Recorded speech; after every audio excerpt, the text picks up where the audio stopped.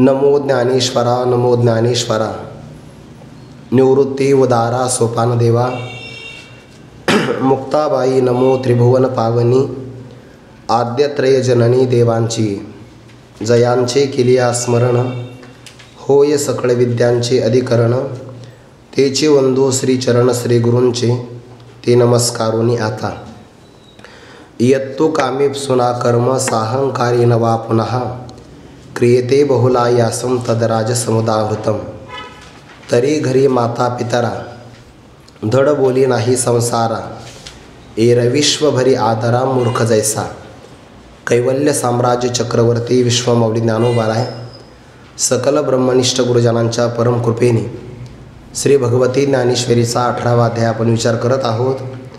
सांख्यशास्त्रामध्ये सत्व रजतम या गुणभेदाने ज्ञान कर्म आणि कर्ता यांचे तीन प्रकार प्रतिपादन केलेले आहेत. आत्मा अलिप्त स्वरूपाचाही सांगण्यासाठी या तीन प्रकाराचा विचार झालेला आहे. तर पहिल्यांदा आपण सात्विक ज्ञानाचे 3 प्रकार पाहिले, त्यानंतर कर्माचे आपण 3 प्रकार पाहत आहोत. त्यापैकी 23व्या श्लोकामध्ये सात्विक कर्म कशाला म्हणतात तो विचार आपण भगवंताच्या आणि ज्ञानोबांच्या शब्दातून पाहिला आहे. आपल्या वाट्याला आलेलं जे नियत कर्म आहे, ज्याला विहित कर्म असं म्हणतात, ते करत असताना चुकवायचं नाही, अहंकाराचा परित्याग करायचा, फलाची अपेक्षा करायची नाही आणि ते कर्म घडत असताना रागद्वेषाचा भाव मनामध्ये येऊ द्यायचा नाही. अर्थात अमुक कर्म केल्यानंतर मला सन्मान प्राप्त होईल हे त्या पाठीमागे रागाची प्रीतीची भावना आहे आणि या कर्मापासून मी माझ्या शत्रूचा नाश करीन ही द्वेषाची भावना आहे. असा रागद्वेषाचा भाव येऊ न देता जे कर्म केलं जातं त्याला सात्विक कर्म असं म्हणतात. तो विस्ताराने विचार आपण काल परवा पाहिला. आता जे राजस कर्म कशाला म्हणतात त्याचा विचार परमात्मा या श्लोकामधून प्रतिपादन करतात. पदच्छेद असा आहे श्लोकाचा, यत्तु कामेप्सुना कर्म साहंकारेण वा पुनः क्रियते बहुलायासं तद राजसम उदाहृतं. यत्तु तो शब्द आला की मागच्या विषयापेक्षा वैलक्षण्य प्रतिपादन ते करत असतं. मागे सात्विक कर्माचा विचार सांगितला, परंतु राजस कर्माचा विचार त्यापेक्षा वेगळा आहे म्हणून परंतु शब्द आला. तो म्हणजे परंतु यत कर्म, जे कर्म कामेप्सुना, ज्याच्या मनामध्ये कामना आहे अशा कामनेच्या भावनेतून जे केलं जातं, वा पुनः अथवा किंवा साहंकारेनं अहंकाराने प्रयुक्त होऊन केलं जातं, त्याचप्रमाणे बहुलायासम क्रियते, आयासम नाम कष्ट, ज्यामध्ये जास्त प्रमाणामध्ये म्हणजे आवाक्याच्या बाहेर कष्ट करायचे, अहंकाराने करायचं आणि पुन्हा अंतःकरणामध्ये कामना धारण करायची. आता कष्ट जास्त असतात पण फल तेवढं मिळत नाही. तर राजसम उदाहृतम, त्या कर्माला राजस कर्म असं म्हटलेलं गेलं आहे. म्हणजे सात्विक कर्मापेक्षा राजस कर्म भिन्न प्रकारचं किंवा वेगळं, थोडक्यामध्ये विरुद्ध आहे. ते कर्म कामनेनं केलं जात नाही, राजस कर्म कामनेनं केलं जातं. सात्विक कर्मामध्ये अहंकार नसतो, यात अहंकार असतो आणि सात्विक कर्म सहज रागद्वेषाचा परित्याग करून केलं जातं. हे मात्र कष्टाने केलं जातं. जे आपण श्लोक वापरतो की नाही, अर्थानाम अर्जने क्लेशस तथैव परिपालने नाशे दुःखम वे दुःखम तिगर्थान क्लेशकारिणः, ते राजसकर्माचाच विचार आहे. यावर आता ज्ञानोबा स्पष्टीकरण करतात. उदाहरणं फार मार्मिक दिली आहे. कर्म कोणतं आहे, कामनेनं करायचं. भाव असा आहे, आपल्याकडे 2 कर्म केले जातात. 2 म्हणजे शास्त्राने 2 कर्म सांगितले, एक विहित कर्म, निषिद्ध कर्म. निषिद्ध कर्म करायचंच नाही, फक्त विहित कर्म करायचं. त्या विहित कर्मामध्ये पुन्हा 4 प्रकार आहे, नित्य, नैमित्तिक, काम्य आणि प्रायश्चित्त. जे दररोज केलं जातं सकाळ दुपार सायंकाळ शास्त्रानुसार ते झालं नित्यकर्म. त्या नित्यकर्माला निमित्त लागलं ग्रहणाचं वगैरे तर नैमित्तिक कर्म. अमुक एखादं पाप आपल्याकडून घडलं तर पापातून सुटका होण्याकरता जे केलं जातं त्याला प्रायश्चित्त कर्म म्हणतात. आणि विशिष्ट फलाकरता जे केलं जातं त्याला काम्य कर्म असं म्हणतात. राजस पुरुष या 4 कर्मापैकी प्रायश्चित्त कर्म करत नाही.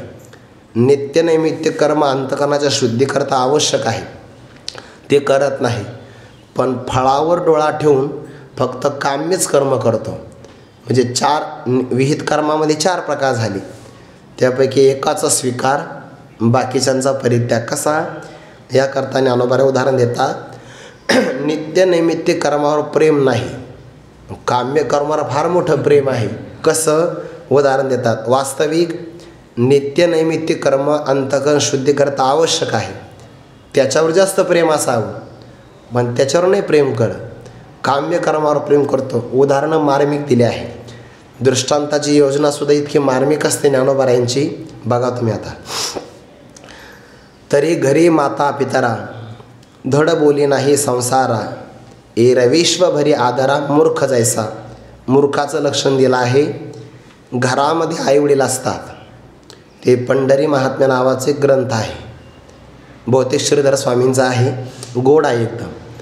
त्याच्यामध्ये असं म्हटलं आहे की आपण पृथ्वीला 1,00,000 प्रदक्षिणा केल्या, कोटी प्रदक्षिणा केल्या किंवा आणि आपलं वाराणसीला 2,00,000 का काही प्रदक्षिणा केल्या, पृथ्वीला 1-2 प्रदक्षिणा केल्या. असं तिथं एक प्रमाण आहे. आता मागे पुढं होऊ शकतं ते. पण भाव असा की वाराणसीच्या अनंत प्रदक्षिणा आणि पृथ्वीची 1 किंवा 2 प्रदक्षिणा याच्यातून जे पुण्य मिळतं ते पुण्य आपल्या मातेला केलेल्या एका नमस्कारामध्ये मिळतं. इतकं पुण्य सांगितलं आहे. मग घरी आईवडील आहे की नाही, एवढं तरी बरं आहे राजस पुरुषाचं की त्याचे आईवडील घरी आहेत, वृद्धाश्रमात नाही. तेवढं तरी बरं आहे. घरी शब्द कसा वापरला, घरी माता पितरा. आता जे हल्लीच्या काळातले शिकलेले सवरलेले लोक आहेत की नाही, ते काही नाही, कुटुंबाला लहान सुख महान, कुठून ते पाठ केलं त्यांनी काय माहिती. फक्त आईवडील घरी नसतात, कुटुंब फक्त फार झाला तर 3घाचं किंवा 4घाचं. आणि मग आशीर्वादच मिळत नाही कोणता, पगार किती मिळू द्या, समाधान नाही मिळत. ते समाधान असावं लागतं की नाही यासाठी. मग घरी माता पितरा आहे पण धड बोली नाही संसारा. संसारात म्हणजे व्यवहारामध्ये धड एका शब्दाने सुद्धा त्यांना चांगलं बोलत नाही. दुर्दैव असं असतं, वयोवृद्ध झालेल्या लोकांना जास्त अपेक्षा नसते बरं. फक्त घरातल्या माणसांनी प्रेमाने 2 शब्द बोलावे ही त्यांची अपेक्षा असते. त्या बिचाऱ्यांना असं वाटत नाही की यांनी आपला जाहीर सत्कारच करावा, मिरवणूकच काढावी, अशी त्यांची अपेक्षा नसते. पण त्यांना मात्र असं वाटतं की उतार वयामध्ये 2 शब्द फक्त प्रेमाने आपल्याशी बोलावे. आणि नेमकं दुर्दैव असं आहे, आईवडिलांनी यांच्या जीवनाच्या उभारणीकरता आपलं सगळं आयुष्य दिलेलं असतं, पण त्यांच्याकरता मात्र कोणी 2 मिनटंही वेळ देत नाही. धड बोली नाही संसारा. बरं ठीक आहे, त्याला वेळ नसेल म्हणून आईवडिलांना बोलत नसेल. कसा वेळ नाही, येर म्हणजे इतर, विश्वभरी आदरा मूर्ख जैसा. संपूर्ण विश्वाला आदराने भरून टाकतो, मूर्ख आहे. म्हणजे सगळ्या जगाला आदर देतो, आईवडिलांना धड शब्दाने आदर देत नाही. असे काही काही पोरं पाहिले मी, तरुण पोरं आईवडिलांच्यासाठी कष्ट नाही करत. आणि जे आपले नेते असतात काही नाही, त्या नेत्याच्या वाढदिवसाला मग रक्तदान करून येतो बिचारा. म्हणजे त्यांच्याकरता रक्तदान काही घेणं देणं नाही. आणि इकडे मात्र शब्दाने बोलत नाही. मूर्खाचं लक्षण आहे ते, किती जरी हुशार समजत असेल तरी. दुसरं उदाहरण. का तुळशीची आज हाडा, दुरोनी न घापे शिंतोडा. द्राक्षीची आ तरी बुडा दुधाची लावीजे. तुळशी वृंदावन घरासमोर असावं. आपल्याकडे तुळशी वृंदावन हे आपल्या सनातन वैदिक परंपरेचं लक्षण आहे. पण हा काम्य कर्म कसं करतो, तर तुळशीच्या झाडाला दुरूनसुद्धा शिंतोडाही घालत नाही पाण्याचा. म्हणजे त्याच्याकडे वेळ नसेल. कसा वेळ नाही, द्राक्ष नावाचा जो वेल आहे की नाही, त्याला फळं यावेत हे उदाहरण दोनदा आले ज्ञानेश्वरीमध्ये. जेव्हा द्राक्षी दूध घातले वाया गेले गमले. आणि इथे एकदा शब्द आला द्राक्षीची या तरी बुडा दुधाची लावीजे. बहुतेक आता हे आपल्याला तर माहिती नाही, पण ज्ञानोबाला सांगतात म्हणजे खरंच आहे. द्राक्षाच्या बुडाला जर दूध घातलं तर त्याला जास्त प्रमाणामध्ये फळं लागतात आणि जास्त गोडही लागतात असं म्हणतात. हे द्राक्ष बागायतदाराने हा प्रयोग करायला पाहिजे बरं. जास्त नाही, एखाद्या झाडावर करावा. आपण जाऊ द्राक्ष खायला. द्राक्षेची आतरी बुडा दुधाची लावीची. म्हणजे तुळशीच्या झाडाला शिंतोडाही पाण्याचा घालत नाही आणि द्राक्षाच्या बुडाला दूध लावतो. घरी आईवडिलांना शब्दाने एक बोलत नाही, सगळ्या जगाला आदर देतो. हे झालं उदाहरण. पण कशा करता? तैसी नित्य नैमित्तिके कर्मे जी आवश्यके तयांचे विषयी न शके बैसाला उठून. त्याप्रमाणे नित्य आणि नैमित्तिक कर्म आवश्यक आहे. कशाला? आपलं अंतःकरण शुद्ध करायचं असेल तर नित्य नैमित्तिक कर्म आवश्यक आहे, ते करायला पाहिजे की नाही. पण त्यांच्या बाबतीमध्ये तयांचे विषयी नित्य नैमित्तिक कर्म करण्याच्या बाबतीमध्ये बैसाला जर तो असा मांडी घालून बसला आणि तेवढ्यात नित्य नैमित्तिक कर्म करण्याचा प्रसंग आला तर उठू न शके, तो जागासुद्धा सोडत नाही असा अर्थ नाही बरं का. नित्य नैमित्तिके कर्मे करू बैसाला न उठू शके, उठून असा अर्थ नाही. आळसाने खाली बसलेला आहे आणि आईवडिलांनी सांगितलं अरे बाळा तुझं स्नान झालं, पूजा करून घे. उठतच नाही. किंवा अरे आपल्याकडे ग्रहण वगैरे आलं आहे, दानधर्म करावं, बैसाला उठू न शके. म्हणे मग बाकीची कर्म त्या कर्मात तत्पर आहे. एरा काम्याचे नितरे नावे देह सर्वस्व आघवे वेचिताही न मनवे बहु ऐसे. एरा म्हणजे इतर, काम्य कर्म आहे म्हणजे अमुक कर्म केलं की आपल्याला निश्चित फळ मिळणार आहे असं नुसतं नाव जरी ऐकलं हे सकाम कर्म आहे. तर ते कर्म करण्याच्या बाबतीमध्ये जो नित्यनैमित्तिक कर्म करण्याच्या बाबतीत आळशी होता तोच आता सकाम करण्याच्या बाबतीमध्ये देह सर्वस्व आघवे वेचित आहे. आपलं देह असेल, सर्वस्व म्हणजे धन असेल, आपल्या जीवनातला वेळ असेल, आघवे वेचित आहे. वेचणे म्हणजे खर्च करणं. सगळं खर्च करत असताना देखील बहु ऐसे न मनवे, आपण फार वेळ खर्च केला, आपलं फार धन खर्च झालं किंवा आपल्या देहाची हानी झाली, न मनवे असं मानवतच नाही. देहाची हानी होते की नाही? कर्म केल्यानंतर शरीराची झीज होत असते बघा. पण तो नाही मी का सामान्य व्यक्ती का, किती उन्हाळे पावसाळे खाल्ले मी. अरे मग तुझं आयुष्य निघून गेलं. आत्ताशी कुठंतरी कर्माचा मध्यभाग सुरू झाला आहे. जोपर्यंत समोरचा बांध आपल्या नावावर जमा होत नाही तोपर्यंत मी कष्ट सोडणार नाही, इतकं जीवनाचं उद्दिष्ट असतं त्याच्या. काही लोक नाही का श्रीमंतीच्या यादीमध्ये त्यांचं नाव येतं बघा. मग तो म्हणतो आत्ताशी तर कुठं मी राज्यामध्ये श्रीमंत झालो आहे, अजून तर देशात मला नाव लौकिक मिळवायचं आहे आणि त्यानंतर विश्वामध्ये मी श्रीमंत झालो पाहिजे. असं बहु ऐसे न मनवे. वय झालं तरीसुद्धा काही वाटत नाही. काम्य कर्म करण्याच्या बाबतीमध्ये मात्र खर्च करतो. हे उदाहरण मी स्वतः ऐकलेलं आहे गावामध्ये. पुढचं उदाहरण, आगा देवडी वाडी लाहीजे तेथ मोल देता न धाईजे पेरिता पुरे न म्हणिजे बीज जेवी का परिस झाली हाती लोहा लागी सर्व संपत्ती वेचिताई उन्नती साधक जैसा तैशी फळे देखोनी पुढे काम्य कर्मे वाडे करी परी ते थोडे केलेही मानी. या 3 ओव्याचा एकत्र विचार आहे. आगा शब्द अरे अर्जुना प्राचीन जुन्या काळातलं उदाहरण आहे. आता हे उदाहरण तुम्हाला अनुभवाला येणार नाही. आता सरकारने ना ते काय त्याला राशन भरपूर दिलेलं आहे सरकारने. मागच्या काळामध्ये तर ते महामारी होती ना कोरोना, सरकारने धान्य अजूनही चालू आहे बरं का योजना. अजूनही जवळपास असं म्हणतात की 140 कोटी लोकसंख्या भारताची. सध्याला 80 कोटी लोकांना धान्य मिळते प्रत्येक महिन्याला. आणि मग सगळं धान्य काही सगळं लोक खात नाहीत. जे लोक गहू खातात त्यांनाही तांदूळ मिळतात. मग ते तांदूळ घेतात, खात नाही, मग विकतात. विकतात बघा ते.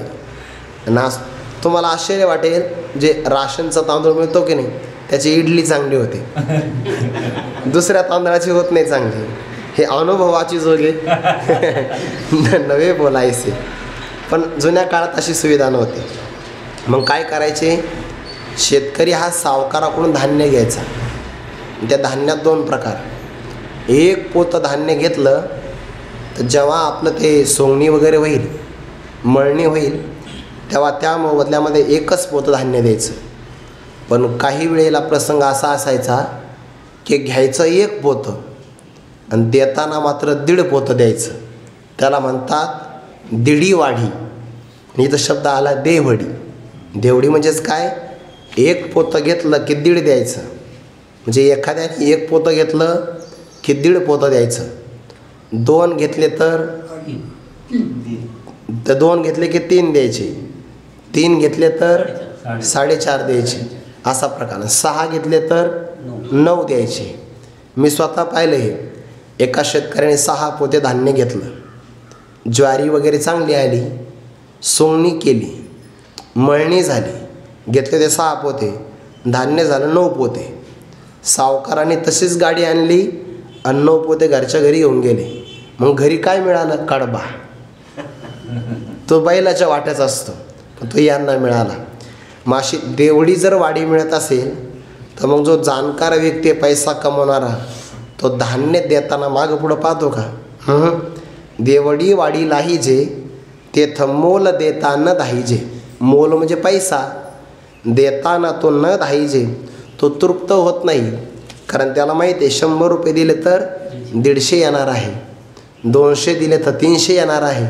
त्याच्यामुळे तो मागं पुढं पाहत नाही. किंवा दुसरं उदाहरण, पेरिता पुरेनं म्हणे जे बीज जेवी. ज्याप्रमाणे एखादा जाणकार शेतकरी असतो की नाही, तो पेरणी करतो बघा, आणि पेरणी करताना पुरेपुरे असं म्हणत नाही. का बरं? त्याला माहिती आहे, कारण 1 कण जर उगवला तर त्याला कणीस लागणार आहे. म्हणजे एका धान्याचा नाश झाला की कमीत कमी पावशेर तरी ज्वारी एका धान्याला मिळणार आहे, कणाला मिळणार आहे. त्यामुळे तो पेरताना पुरं असं म्हणत नाही. तिसरं उदाहरण, एखाद्या व्यक्तीला परीस मिळाला, पण परीसाचा उपयोग तसा नाही होत. परीसाचा उपयोग तेव्हाच आहे जर त्याचा स्पर्श लोखंडाला झाला तर मग सोनं मिळतं. तो विचार काय करतो, परीस आपल्याकडे आहे पण त्या मोबदल्यात लोखंड नाही, मग काय करावं? आपल्या घरात जेवढी काही संपत्ती आहे ती सगळी संपत्ती खर्च करायची नाही, विकत काय घ्यायचं? भंगार. भंगार म्हणजेच लोखंड. कारण त्याला माहिती आहे आज आपण भंगार विकत घेतलं तर उद्याच या लोखंडाचं सोनं होणार आहे. म्हणून त्याला साधक म्हणतात. हा आपला विवेक वैराग्य समाधी षटक असा साधक नाही घ्यायचा, हा सोन्यावर नजर ठेवणारा साधक आहे. परीस झाली हाती लोहा लागी सर्व संपत्ती वेचिता. लोखंडाकरता सगळी संपत्ती खर्च करत असताना देखील तो सकाम असणारा साधक ज्याप्रमाणे उन्नती ये उत्कर्षाला आनंदाला प्राप्त होतो, हे झाली 3 प्रकारची उदाहरणं. तैसे फळे देखोनी पुढे काम्य कर्मे दो वाढे करी परी ते थोडे केलेही माने. त्याप्रमाणे फळे देखोनी पुढे शास्त्रामध्ये काही कर्म सांगितले आहे. कोणती कर्म? जर तुम्ही पर्जन्यष्टी यज्ञ केला त्याच्यातून पाऊस मिळतो. पुत्र कामिष्टी यज्ञ केला तर पुत्राची प्राप्ती होते. किंवा अग्निष्टोम ज्योतिष्टोम आदी यज्ञ केले की त्यातून स्वर्गाची प्राप्ती होते. अशी फळं त्याने ऐकली तर तो काय करतो? फळे देखोनी पुढे काम्य कर्मे तू वाढे. दुवाडे म्हणजे कठीण. आता हे यज्ञ करणं साधं काम आहे का? सत्यनारायणाचं करणं सोपं आहे, त्याच्यात काही अडचण नाही. त्याच्यामध्ये काही ना काहीतरी भागाभाग करता येते. पण विशिष्ट फलाकरता जर कर्म केलं ना ते बिनचूक करावं लागतं. त्यामध्ये थोडीसुद्धा न्यूनता चालत नाही. देश, काळ, द्रव्य, कर्ता, मंत्रोच्चार, दक्षिणा हे सगळं तंतोतंत बघावं लागतं. म्हणून ती काम्यकर्मे दो आडे. कठीण असतात, पण तो करतो बरं. करी दुवाडे पण करी, कठीण कर्मही करतो, पण केल्यास समाधान नाही मिळत. त्याला वाटतं आत्ताशी कुठं मला एक फळ मिळालं आहे, मला अजून तर मात्र इह जन्मनी जन्मजन्मांतरे वा, त्याला या जन्मात मिळालं पण आगामी जन्मात मिळावं म्हणून करी परी ते थोडे केलेही मानी. केलेही कर्म केलं असेल पण ते मात्र अल्पच मानतो. तेने फळ कामुके यथाविधी नेटके काम्य कीजे तितुके क्रिया जात. अशी फळ कामना धारण करणारा, फळ कामुके फळाची कामना करणारा पुरुष बघा बरं, यथाविधी नेटके, यथाविधी शास्त्राने जसा विधी सांगितला असेल तसंच करतो. नेटके म्हणजे चांगल्या प्रकारे. जे ज्ञानोबरायांनी 9व्या अध्यायामध्ये त्यांच्याकरता एक शब्द वापरला आहे बघा. ज्ञानोबराय म्हणतात, यजन करिता कौतुके तिही वेदांचा माथा तुके क्रिया फळेशी उभे ठाके पुढा जया. सहज कौतुकाने जर यज्ञ केला तर ऋग्वेद, यजुर्वेद आणि सामवेद तिन्ही वेद आनंदाने मस्तक डोलवितात. आणि क्रिया तर अशी बिनचूक करतो की कर्म करता करताच क्रियाच फळासहित त्याच्यासमोर उभी राहते. याला म्हणतात यथाविधी नेटके काम्य कीजे. सगळं काम्यकर्म तो करतो, जितकं म्हणून काम्यकर्म असेल. क्रियाजात कीजे, क्रियाजात म्हणजे समूह, जात शब्द हा समूह अर्थाने वापरला जातो. सगळ्या काम्यकर्मांचा समूह तो आपल्या जीवनामध्ये आचरण करतो. बरं ठीक आहे, आचरण केलं तर अर्थ हरकत नाही ना. कर्माला जी फळं मिळतात ना, त्या फळात 2 प्रकार, एक दृष्ट फळ आणि दुसरं अदृष्ट फळ. खरं तर असं आहे की कर्म केलं तर त्या कर्मातून पाप पुण्य तयार होतं. कर्म संपतं, कर्माचा संस्कार राहतो आणि त्या संस्कारानुसार आगामी काळात जेव्हा संस्कार उद्भूत होईल तेव्हा त्यातून फळप्राप्ती होते. कधीकधी कर्माचं दृष्टही फळ मिळतं, म्हणजे जे पाहिलं जातं. आणि अदृष्ट म्हणजे जे आता बघायला भेटत नाही, भविष्यकाळात अनुभवाला मिळतं. इथे त्याने काम्यकर्म केलं आहे, लगेचच्या लगे फळ मिळत नाही. पण फळ जरी मिळालं नाही तर दृष्ट कर्मामध्ये प्रसिद्धी, सन्मान, लोकांची स्तुती हे मिळतं की नाही, आणि त्याकरता तो प्रयत्न करतो. आणि तया ही केली याचे तोंडी लावी दौंडीचे कर्मी या नामपाठाचे वाणे सारी.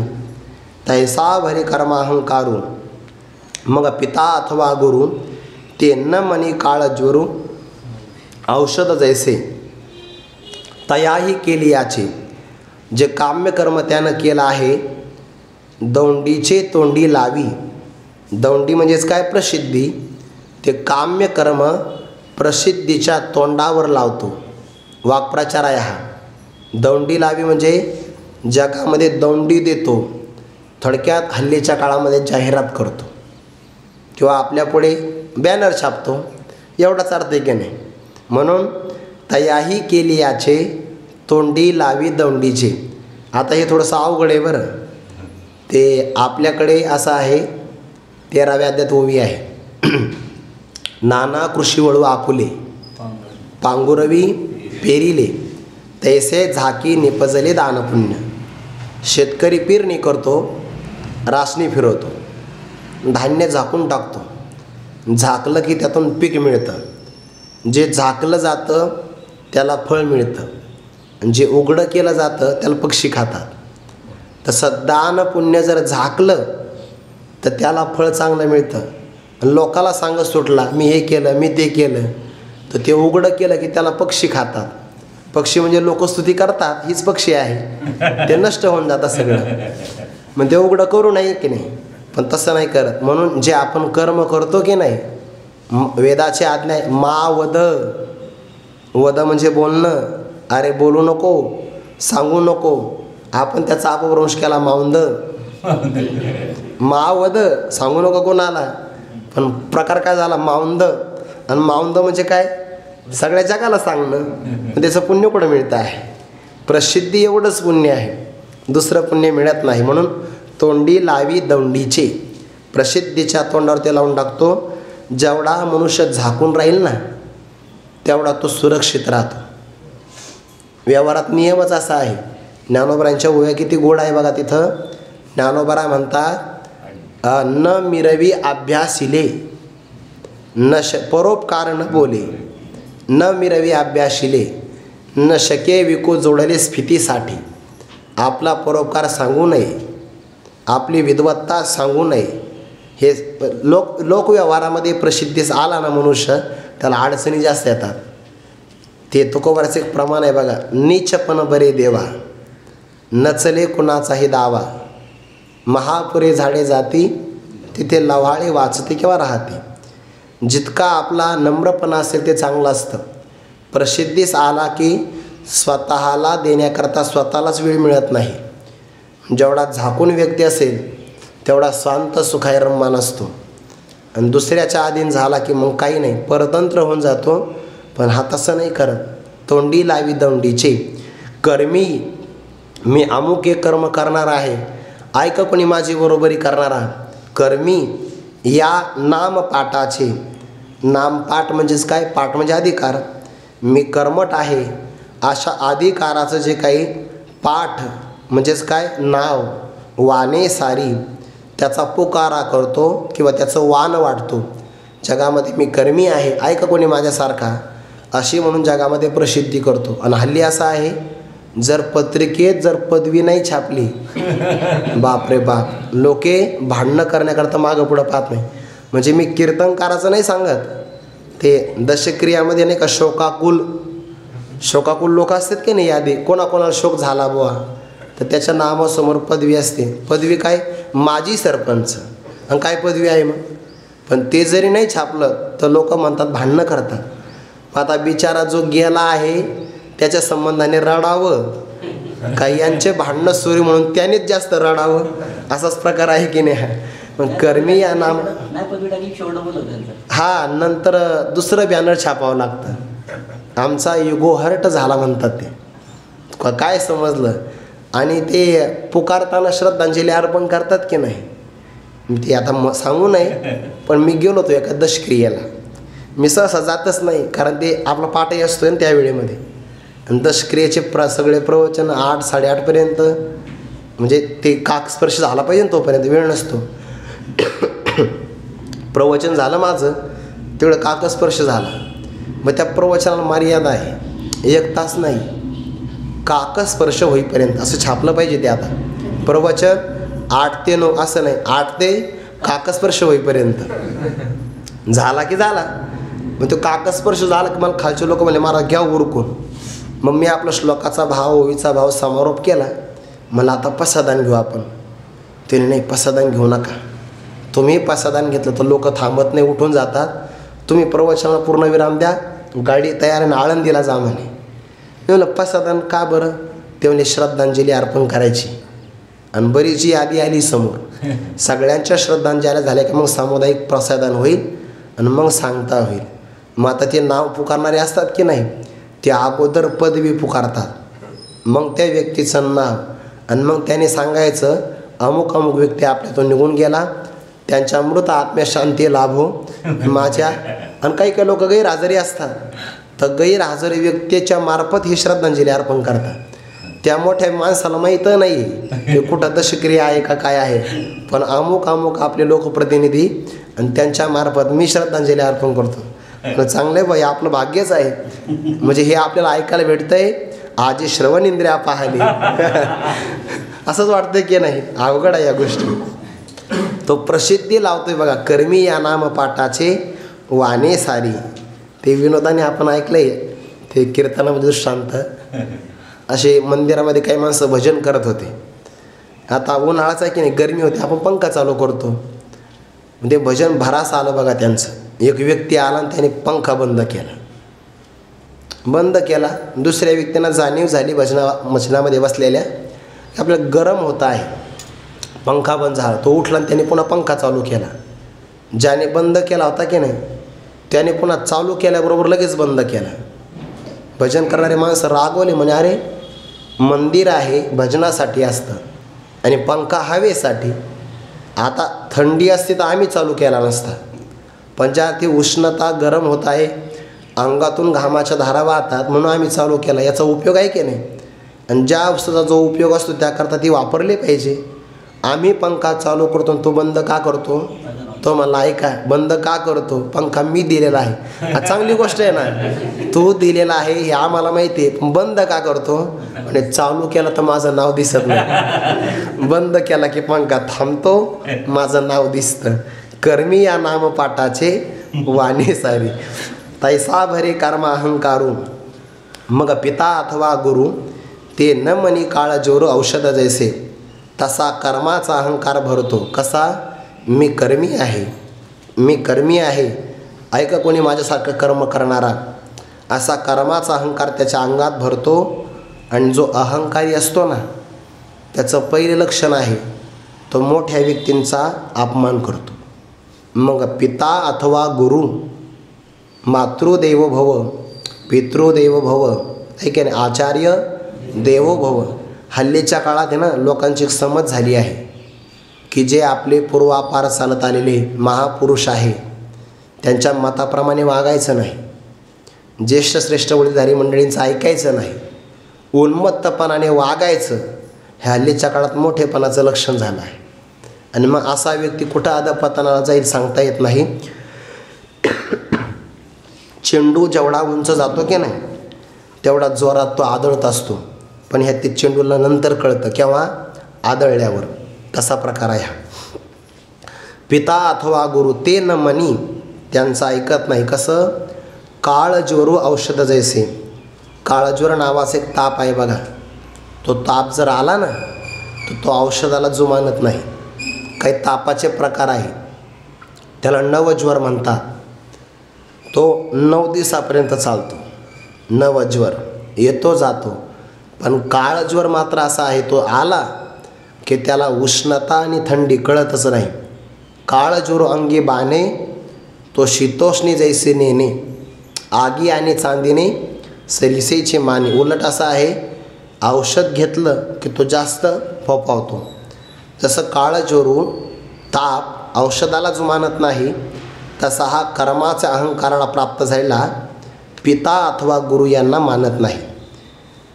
तैसेनी साहंकारे फळाभिलाषी नरे, कीजेगा आदरे जे जे काही.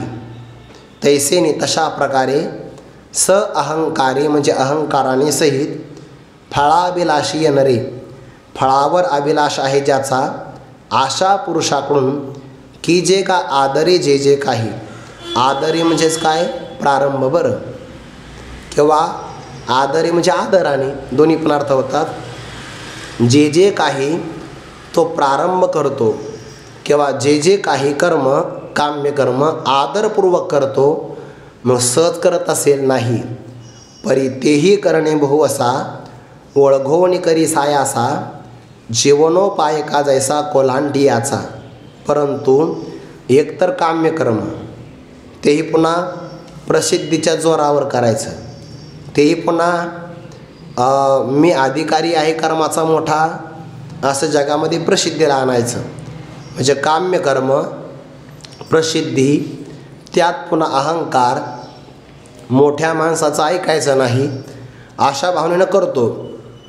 पण एवढंच आहे असं नाही, परी तेही बहु असा करणे, पुष्कळ कर्म करायचं, पण कसं? वळघोनी सायासा करी. पुष्कळ कष्ट करायचे आणि मग कष्टातून ते कर्म करायचं. ते कर्म सहज होत नसतं, त्यामध्ये कष्ट करावे लागतात. म्हणून वळघोनी करी सायासा. उदाहरण देतात, जीवनोपाय का जैसा कोल्हांटी याचा. कोल्हांटी म्हणजे काय? डोंबारी. ते डोंबारी खेळ करतात बघा. खेळ कशा करता? जीवन उपाय, त्याला जीवनोपाय म्हणतात. जगण्याकरता उपाय करावा, साधना करावी, याकरता ते खेळ दाखवतात. आपण जर ज्ञानोबारांच्या तुकोबारांच्या पालखी सोहळ्यामध्ये गेलो की डोंबारी रस्त्याच्या कडेला खेळ करताना दिसतात बघा. मग ते 2 खांब लावलेले असतात, त्यावर ते दोर असतो आणि त्याच्यावर पुन्हा पायी चालत जायचं.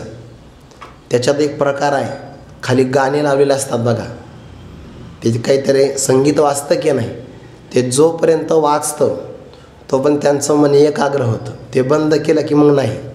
किंवा काहीतरी ते ढोल वगैरे काहीतरी वाद्य वाजवावं लागतं त्यांना, त्याशिवाय ते चालू शकत नाही. बरं, चालतात कधी कधी पायात चप्पल पण असते. त्याच्याही पुढचा प्रकार आहे, ते एखाद्या गाडीचं रिंग असतं बघा लोखंडी, आणि त्या वर्तुळातून ते चालतात बघा. किती कठीण आहे. पडला तर हानीच आहे की नाही. पण जगण्याकरता मात्र जसे ते जास्त कष्ट करतात, मिळतं काय? मिळतही नाही. लोक फार झालं तर जास्त प्रमाणात पाहतात, पैसे नाही टाकत त्यांना जास्त, त्यांना नाही मिळत. बाकीच्यांना खूप मिळते बघा, पण त्या बिचाऱ्यांना काही मिळत नाही. मिळालं तर शिळ्या भाकरीच मिळतात, किंवा फार झालं तर सुट्टे पैसे मिळतात. जीवनोपाय का जैसा कोलांटी याचा. एका चोराच्या टोळीने पाहिलं ते, वा हे चांगलं आहे म्हणे, हे म्हणजे एका बिल्डिंगवरून दुसऱ्या बिल्डिंगवर सहज होऊ शकतात. हे आपल्या उड्या मारतात चांगले, मग आपल्या टोळीमध्ये घ्यायला काय हरकत आहे. मग त्यांना सदस्य करून घेतलं. म्हणजे आज चोरी करायची तर उड्या मारता येतात म्हणजे सहज, दोरीहून चालता येतं सहज. एका इमारतीवर गेले आणि दुसऱ्या इमारतीवर दोर फेकला, तो अडकला, चांगला बांधला, म्हणजे चालत जा. तसं चालता येत नाही मला. मग वाद्य वाजवा. ते मला आता वाद्य जर वाजवलं तर इमारतीतले लोक जागे होते. जागे झाले तर आपल्याला चोरी नाही करता येणार, ते तुम्ही काही सांगा, पण आपल्या ती कानात आल्याशिवाय चालता येत नाही. जसं जीवनोपाय का जैसा कोल्हांटी याचा. डोंबार याचा हा प्रकार कसा आहे? भयानक आहे. कष्ट जास्त आहे, प्राप्ती मात्र कमी आहे.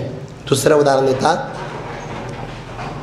एका कणा लागे उंदीर, अवघा उपसे डोंगर, का शेवाळ दोषे दरदूर, समुद्र डहळी.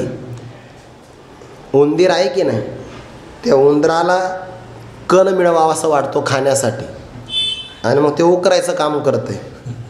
म्हणून उकरला तर आपण म्हणतो ना, डोंगर पोखरून उंदीर काढला, असंच आहे हा प्रकार. उंदीरच का काढला? कणासाठी गेला होता. कणा लागे उंदीर, एका कणासाठी, एका कणा धान्याच्या कणाच्या मोबदल्यामध्ये अवघा डोंगर उपसे, सगळा डोंगर उपसून काढतो बघा. इथे घूस असते ना, घूस, ती उंदरापेक्षा मोठी आहे. म्हणजे उंदरामधला मोठं कॅबिनेट पद आहे ते. त्यांचे दात असतात ना, सळसळतात म्हणे. ते दात जर त्यांनी काही असं कोरलं नाही तर ते दात वाढतात, न वाढले की त्यांना मरण येतं. मग ते दात थांबवायचे कसे? कोरत राहायचं. कोरले की दात घासले जातात असं म्हणतात. बरं, मी काय असं रात्रभर जागून ते पाहिलं नाही, म्हणतात लोक. मग तो अवघा उपसे डोंगर, सगळ्या डोंगराला उपसून काढतो. मिळतं काय? एक कण. कष्ट किती केले आहे? अवघा डोंगर उपसून काढला. जर हे उंदर आपण सरकारी योजनेमध्ये आणले तर बिचारे कमीत कमी बोगदा तरी करतील. आपण त्यांच्या नावावर काही पेन्शन वगैरे टाकू, पण नाही ना, इकडे येत नाही ते. दुसरेच उंदीर भरपूर आहे सरकारी योजनेमध्ये, हे काय करायचे?